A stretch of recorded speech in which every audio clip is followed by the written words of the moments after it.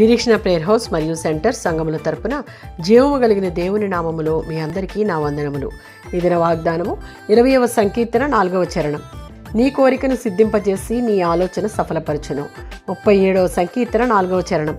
యెహోవాలో ఆనందించేవారు తమ హృదయంలో ఉన్న కోరికలు సఫలం కావడం చూస్తారు. ఎందుకంటే ఇవి దేవుని సంకల్పానికి అనుగుణంగానే ఉంటాయి.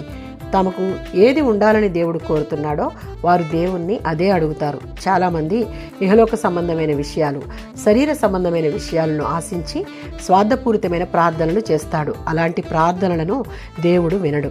145వ సంకీర్తన 18-19 చరణాలలో నిజముగా దేవునికి మొరపెట్టు వారికి అందరికీ, అనగా కపటము లేని నీతిగల హృదయం గల వారికి ఆయన సమీపముగా ఉండి వారి ప్రార్థన విని వారి అవసరాలు తీరుస్తాడు.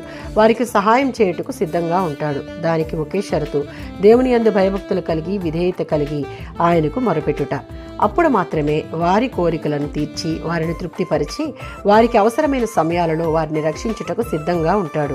సామెతల గ్రంథం 11వ అధ్యాయం 23వ వచనం. నీతిమంతులు ఎల్లప్పుడూ స్వార్థ ప్రయోజనాల కోసం కాక ఇతరులకు మంచి చేయాలన్న కోరికను కలిగి ఉంటారు. ఇది దేవుని దృష్టికి యోగ్యమైనది కనుక దానికి ప్రతిఫలంగా వారు దేవుని నుండి ఉత్తమమైన దాన్ని పొందుకుంటారు.